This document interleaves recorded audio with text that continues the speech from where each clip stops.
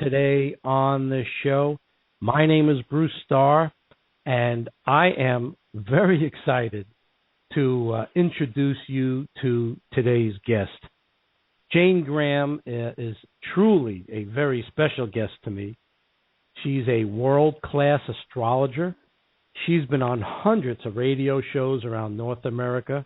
She's written for national magazines. She has a book out on development. Is the lady that I can't wait to share all about her and my experience with her. Her clients range from professional athletes, and I want to talk to you about that, Jane, to investment brokers. And some of her clients she's had for 35 years. And I tracked you down, Jane, after not seeing you since 1980 or 81, when I left for Los Angeles, never to return, to Watertown, Massachusetts. Jane Graham, welcome to the show. I think we're just going to have so much fun sharing some memories and sharing information about astrology. I'm so glad to have found you, and thanks for coming on the show. Well, thanks for having me on, Bruce. I still don't know how you managed to track me down. I've stayed pretty hidden here in Massachusetts. Everybody, Jane, how I came to find you. I was down in Florida. I wish you would, because for me, I've known everybody either 2 weeks or forever, and I never remember how I meet them. They have to tell me. So do tell us all how our paths crossed. I really love this story. I was on another one of my transitional times, the first of many to come year after year, and I was in Florida trying to find my way. And I was selling some jewelry with my dad, and we were going from place to place. And every time I'd come home, I would read about my day in Sidney Omar's astrology column. Now, I know that's ridiculous. An astrology column has such limited information, and it really there's no way it can be that accurate. But every day I'd come home, and I'd read about my day, how it was positive, good, people were open, friendly. The next day they weren't, and if he would say it, I said, what is with this astrology? I have to find out about this astrology. If it makes so much sense to me, I got to find out how it works. So when I came home that winter after being in Florida, I called up the New England Astrological Society, and I said, I want to speak to Sid Moore. And they said, why do you want to call him? I said, because the guy knows my life, and I don't know. I have to find out how he knows what I'm doing on a day-to-day basis. They said, well, you can call him. He's an awful lot of money probably, but we have some of the best astrologers in the world right here in New England. I said, oh, okay, that makes sense. So he said to me, what town are you living in? I said, Watertown. He said, Watertown. I said, well, I think you were probably president at the time, Jane, of the New England Astrological Society. Association. Yes, I was. And they said, well, our president, or the best astrologers probably in the whole world, lives in Watertown. I said, you're kidding. So they said, where do you live? I said, well, I don't remember. Sunnybank Road. The astrologer lives a block and a half from you. So I took a long walk, a block and a half, knocked on your door in 1975, and from that moment on, I credit you with being the person who got me started on my spiritual or higher conscious path of higher consciousness, and it's because of you. You were beating me up every time I came to see you about my egotistical ways, and I had to listen. No, you didn't. You didn't have to when you tried not to. But somehow something got through. Oh my goodness, you're right. And then we started meeting quite often about astrology and about my chart and stuff, and you had some about interesting your girlfriends. Yes, and about I wasn't going to bring that up about my girlfriends. Oh goodness gracious! And you were always bringing birth dates to me and saying, "What do you think?" See, look how creative I was even then, right? Yeah. Doing how to be charts. But my memory is that you told me some things about myself just from looking at my chart that I didn't know, and really no one could possibly know. And the first thing you told me about was, oh my, you've got that Pluto in the first house in Leo. I said, well, what the heck does that mean? So I'll let you take over from here. Oh, yes. Well, Pluto in the first house, and you happen to have it in Leo. It doesn't matter what sign it's in, but the first house in the horoscope indicates how we interact with our immediate environment. And Pluto is the planet of tremendous power and will. And yes, we all know that Pluto got demoted, but we find that his demotion hasn't changed the power. It just has changed his name, so never mind about that. But Pluto in the first house means that you are a transformer. Your function on the planet is to transform the conditions around you, and people are attracted to that energy. And they see you as and they experience you as very powerful. Now, in our culture, we do not have a high regard for power. We think of it as power over rather than power to do. And people will respond in one of two ways. They will either glom onto you, hoping some of the power will rub off, or they will attack you in an effort to cut you down to a size they can handle. And either way, you're kind of left alone. It's kind of like, well, why did that happen? And when you have that jolly Leo energy that's like a gambling puppy, and you just want everybody to be happy, it's very confusing, especially, I suppose, as a child. Why don't they like me? I mean, I just want to play. I just want whatever is best for everybody. Why is this happening? So it's a really tough assignment, and only old souls get it. So that I think anybody who has that needs some understanding. At one point, I had a client from London who came to me who had that, and I just started to describe how she felt and how she experienced things, and she burst into tears because she said, nobody ever got me before. And it's simply that it's the way the person presents is not necessarily the way they feel. And so they're always scratching their head saying, why is this happening? Right? Absolutely for me, Jane, I didn't really notice it that much because I guess I was just kind of maybe quieter through my high school, elementary school days. But when I went to college, I really started to bloom and blossom. And it was really then that I noticed that people either loved me or hated me, and I didn't even have to say anything. But that was very, very interesting to me. It really did to me a lot. Yeah, there's no there's no in between. It's very black or white, love or hate, and it can be confusing because it's not that you're behaving differently to people.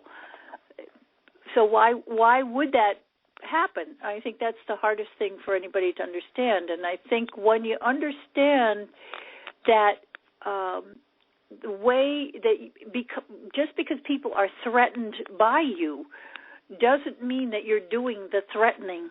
It just means your energy is a little bit more than they can handle.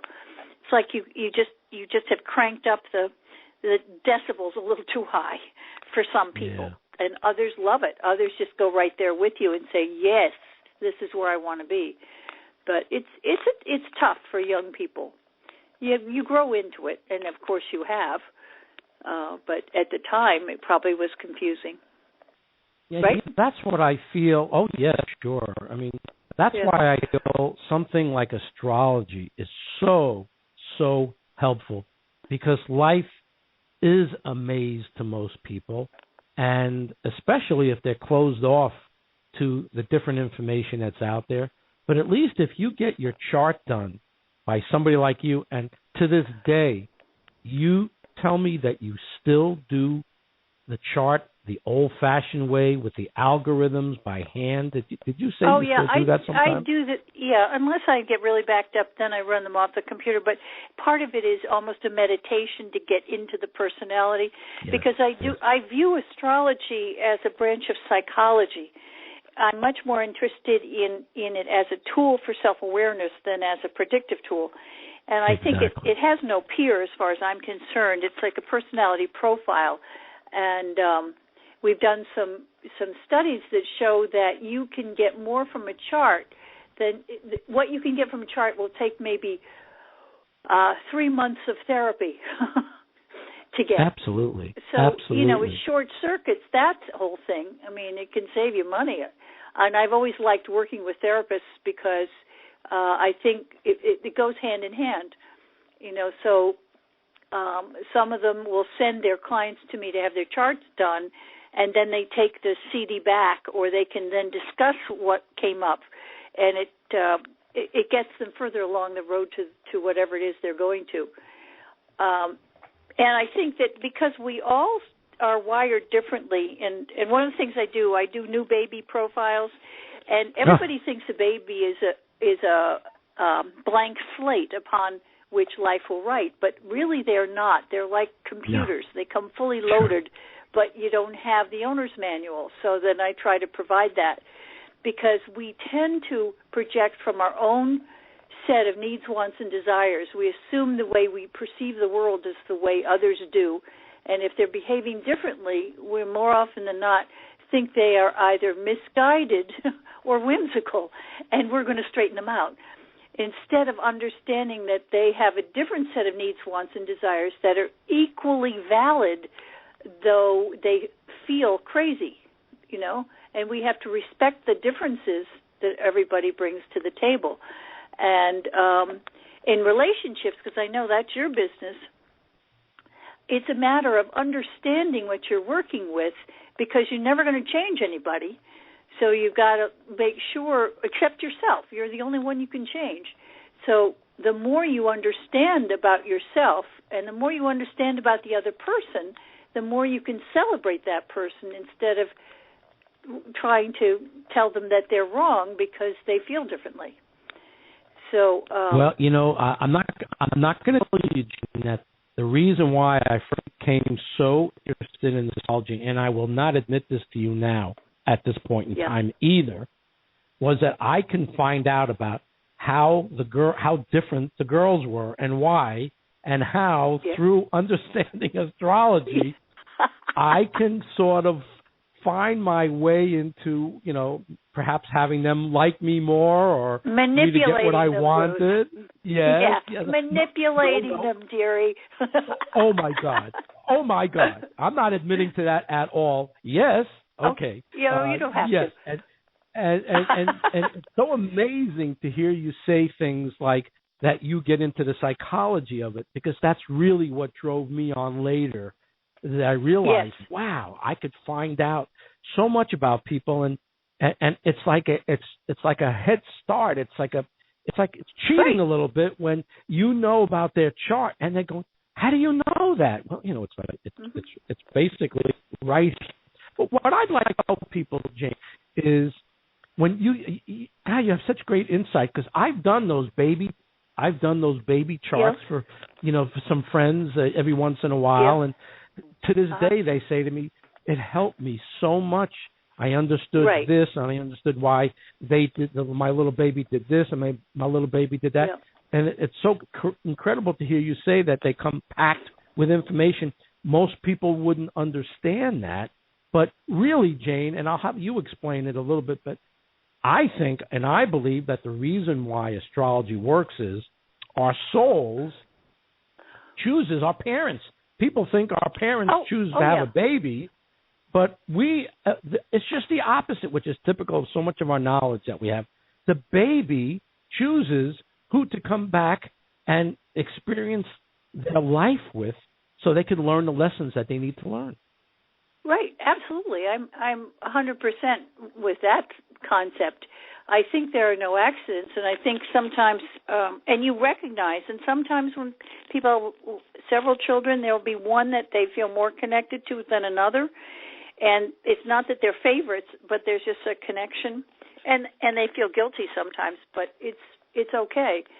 But yes, I do think that we do choose our parents because we have certain things to learn or to teach. Sometimes they're less. I think children that are challenged physically and emotionally challenged often come to teach, not to learn. And because any parent who's had one of those children who's severely disabled knows that they learn a tremendous amount from that child. I mean, and I think for a soul to take on that assignment is such a gift. And I think we have to really, people don't seem to look at it that way. I think that these children are they're special. We call them special. Because they have agreed to be limited so that we can grow. Yes. And I think that's such a gift.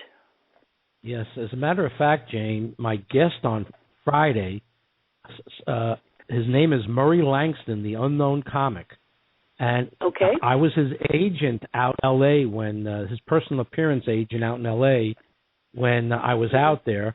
And I've come to find out over these last several years that this funny, happy-go-lucky, wild maniac kind of guy, he has a challenged daughter that he has in his life that I'm sure has changed him and mellowed him and brought a lot of love into his life that he didn't even know was possible. Oh, sure. I mean, all children do, but I think these challenged ones bring a special gift to the people that they live with. I was so thrilled when you don't see someone or hear of anybody for 30-something years. You don't even know if they're alive or not. I mean, my God. And it was such a nice surprise. What a blast from the past. I mean, it was like, my word, it was all these years. I have to admit, I hadn't been thinking of you recently. And so when you called, it was like, holy cow. And I couldn't really remember how long it had been. As I say, it's either 2 weeks or forever for me. And I'm always asking people how our paths cross, because sometimes it seems, how did they find it? You know, how did this happen where we lived such different lives? But then they tell me, and I get it. Like one person I have who's been a client of mine for years was a model, and she came to me through a program I did for Bloomingdale's, of all things, many years ago, but back when you were here, I think, when Bloomingdale's first opened in the Boston area, and they were running, kind of self-help programs in their store, and they hired me to do some astrology stuff, and that's how she found me, and she's been with me ever since. I mean, but, I think there are no accidents, so that although it seems random, I think that, there was obviously some reason our paths needed to cross, because we've stayed connected all this time. Yes. So, I remember, constantly, calling you or knocking on your door and asking you, you were definitely my consultant. And then after a while, after we started doing the astrology, then you started letting me know that you teach psychic development classes. And my memory is I jumped right on top of those too. Yep, you did. I think you had a little tongue-in-cheek at the time. Absolutely. But you were game to give anything a go. And so you signed on for those, and I think you probably scared yourself. Absolutely, because I realized, I always knew my mom was a very insightful lady, and she was intuitive. I didn't know if I was, but, I was more open to it than you might think. But we did something in your class, Jane. I know we talked about this on the phone the other day. You had us do something in your class. You invited a young lady, friend of yours, to come into the class and just kind of sit in the middle of the room. And you told each and every one of us to just kind of go up to this lady and to, maybe warm our hands up and then kind of apply the hands, not touch her in any way, just put your hands around maybe her aura or whatever it was. Near her, to feel her aura. Mm-hmm. Yes. And so when it was my turn, I did that. I had my hand go down her and my hand go down her back. And I did it very slowly. I took it very seriously. I didn't know what I was going to find. And as I was putting my hand down her back, energy in her back pushed my hand away 3 times. And I did it again. And I put my hand slowly, and boom, down a little further, boom, 3 times the energy pushed my hand off. So when it was time to share what our experience was with this woman, I said, my hand moved away from her body 3 times when I applied my hand to her aura. And she said, I broke my back 3 times horseback riding several years ago. And I was blown away. And I think the universe wanted me to hear or see something like that to let me know that there was really something to this. Yes. The first time something like that happens, it freaks people out. I can remember one class, I don't know if you were in it, but one of the guys that came had his wisdom teeth out that day or something, and he was swollen up like a chipmunk. And so I said, okay, gang, let's see what we can do. We're all going to work on doing a healing for this fellow. And so we all did. We all put our hands near his face, and the swelling went down before our very eyes. Wow. And that was just an amazing thing to watch it go down. It isn't always quite so visible. Sometimes it takes longer. Well, I'll share two other. You never know. One time I was meeting somebody in a bar, I think in Watertown Square, and then from there I was going off to a psychic development class. So as I was sitting there, almost time to leave, their other friends came and to join them for dinner. And the woman had said this of their friends, who I'd never met before, said, "Oh, I have this terrible headache." And I said, "Oh, let me see what I can do." So I did a laying on of hands healing for a little bit, and then I finished. She said, "Oh, that's so much better. Thank you." And I left, and I guess they went on. And as I got in my car, I thought, she must think I'm some sort of Looney Tune. She's a perfect stranger. You know? What was I thinking? They're going to lock me up. But no, she just took it as, "Oh, thank you so much. That really does feel so much better." And then went on with whatever the conversation was. Very bizarre. Wow. You know, I never wanted to be a Looney Tune, but that's why I was always afraid of that. I knew that. I knew that about you, Jane. You didn't want you want to be taken very seriously, and I definitely knew that. Well, my work seriously. I don't take myself so seriously, but for a while, one of the people called me the preppy psychic when I was working in Belmont. I was the preppy psychic, which I thought was kind of cute. I think Channel 7 did that here when they came out to televise something. That was the hook they used, and I thought that was fun, so I kept it for a while. One of the two other memories that I had going to your classes was at another psychic development class. You hid some things around your house. Oh, yes, the hidden objects.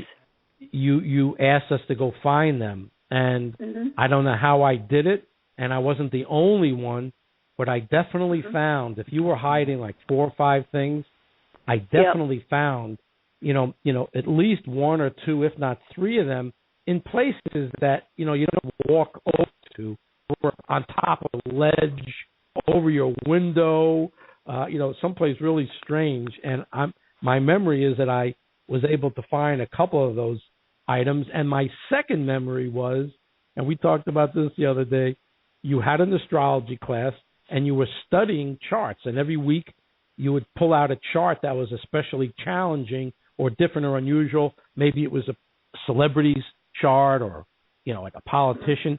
And one day you pulled out my chart. And everybody in the room, I remember to this day, there was at least 15 or 16 or 18 people in the room.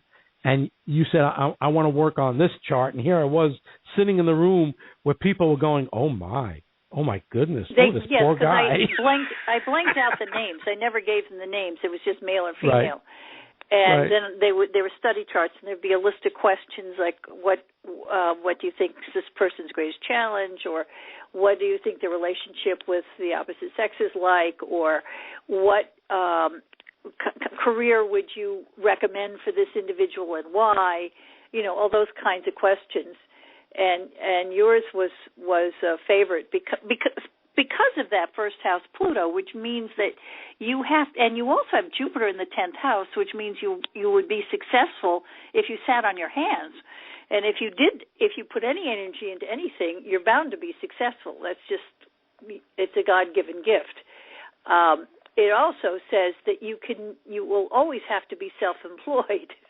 You can't work for anybody else. Absolutely, you couldn't do it. No. I mean, if you had to starve to death, you couldn't work for somebody else.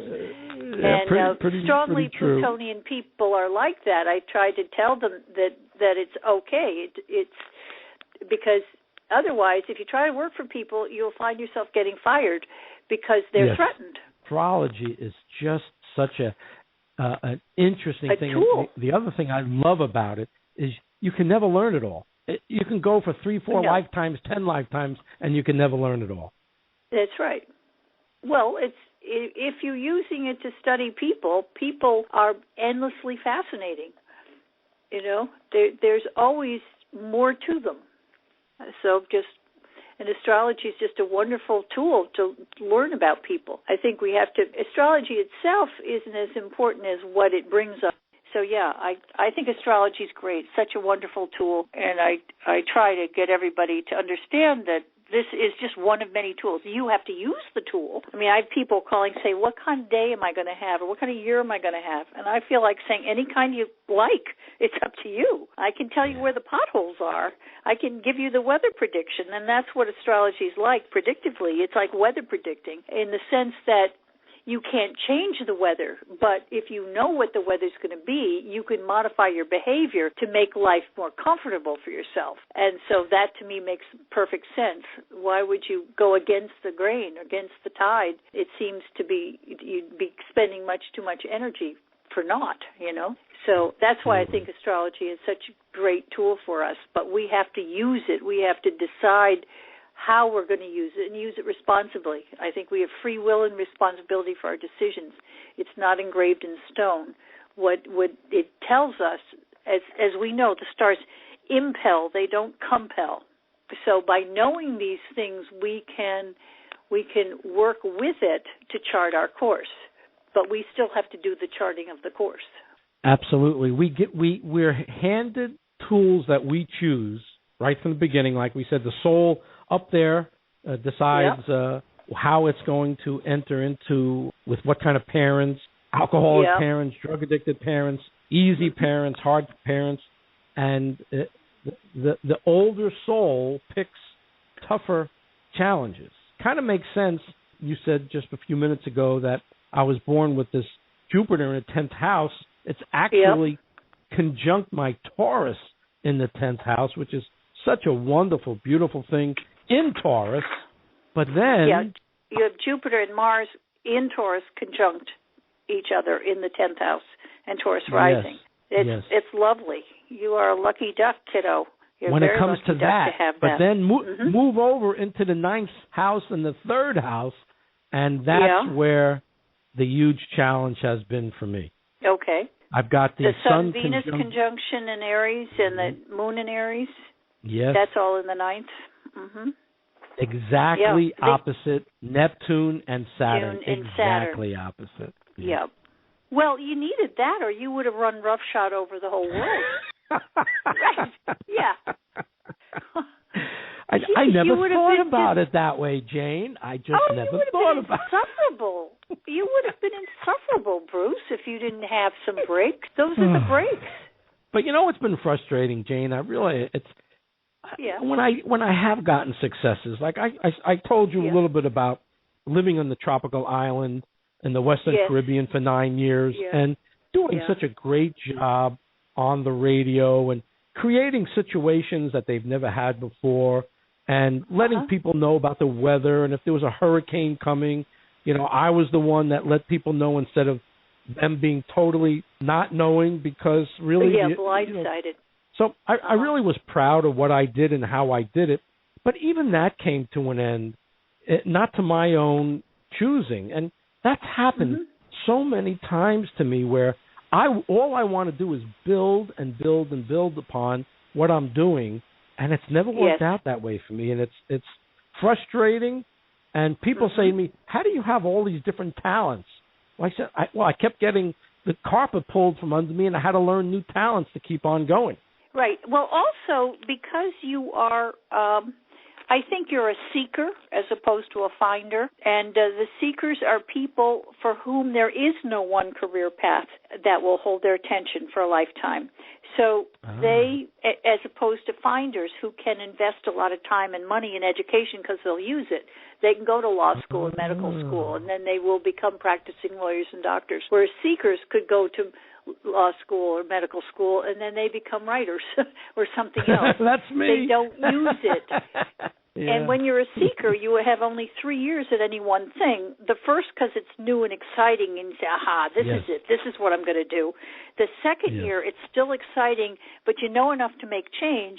And by the third year, boredom starts to set in, and you start saying, is this all there is? There's got to be more. And I'm a seeker, and so I thought I was terminally immature until I was 35 because everybody had their niche, and I didn't, and what's wrong with me? Until I got onto it through astrology, that instead of saying this isn't it and I blew it again, my attitude had to be, this is what I'm going to do now as long as it's challenging.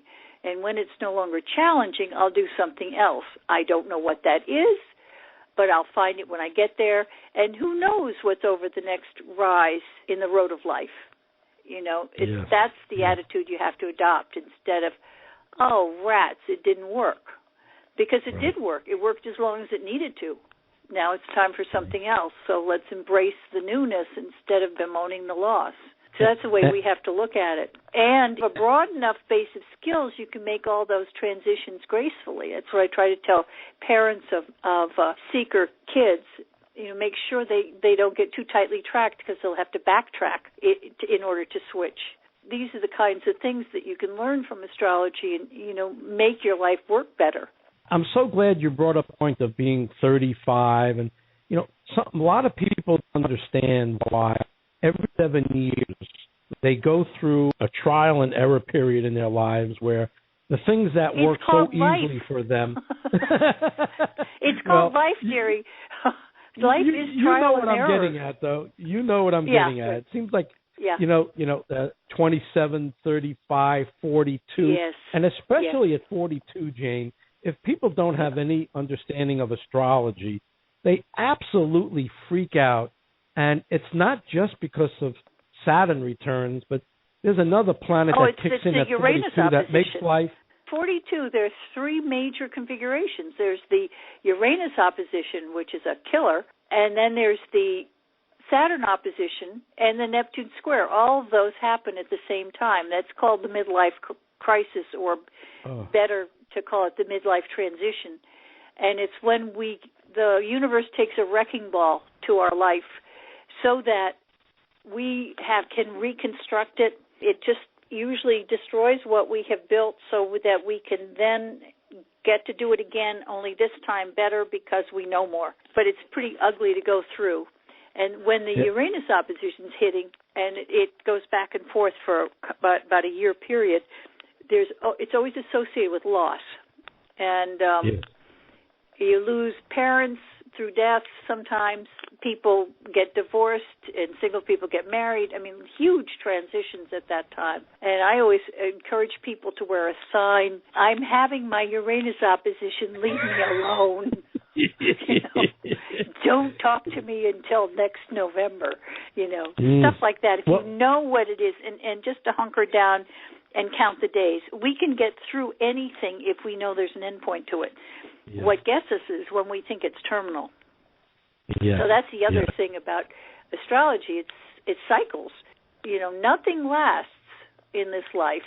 It takes us a while to figure that out, and when we're young, we just think everything is crisis.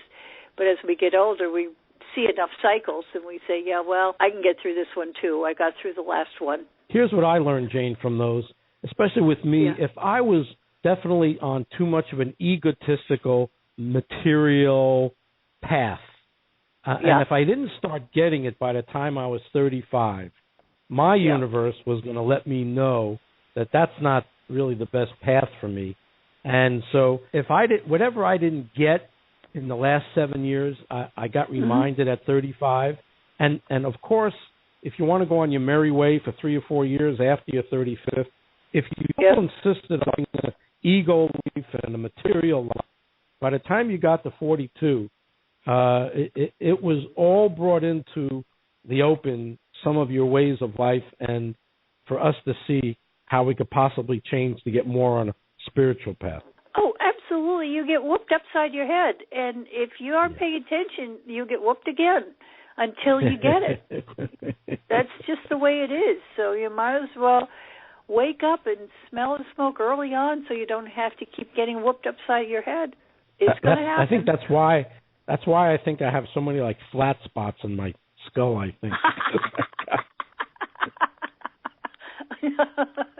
I love it. The visual that goes with that is just lovely. I remember you walking me through some sort of Pluto transit. You know how Pluto is. And you were walking me through, and those things don't happen in a day or a week or a month or even a year sometimes. Yeah. I remember that one year I was just counting the days until that Pluto would leave me alone. Right. Sometimes that's all you can do. I mean, Pluto is the image of the caterpillar becoming the butterfly. And when you're going through these when the caterpillar has had it with caterpillarness, I mean, he just doesn't want to do it another minute. He's had it. He goes into a cocoon, and it's just that he doesn't want to be there, and he just gives up. And it's only, he doesn't give out or give down. He gives up, and it's only by giving up that he's free to become. And once the caterpillar creates the cocoon and gives into being in that cocoon, the process continues, and lo and behold, he becomes a butterfly. He never knew he was going to be a butterfly. Nobody does.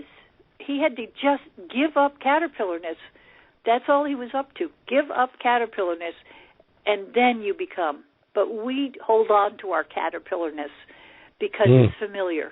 Not because it's good, but because it's familiar. And that's the hardest lesson in life, is letting go, giving up, and going through what I call the molt.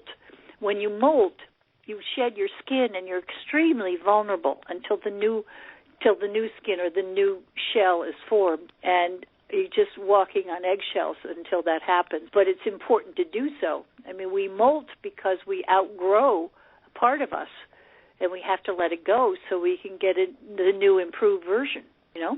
Well, Jane, I not only thank you so much for being on the show, but again, I want to thank you for being the person brave enough to get me started on my spiritual path. It's a hard job, but someone had to do it. Oh, my God. And you're a tough Virgo, and you took on that task. And you must have seen something of value underneath all that Aries, bravado, and Leo rising stuff. Well, and, I have this thing I've come to realize is I see the good in people. I don't ever see the bad. Sometimes the bad intrudes, and it's painful when I find out about it. But initially, I always see the good stuff. And I think that's what I reflect back to people so that they can see their own good stuff. Because we're all very critical. We all wish all the people listening live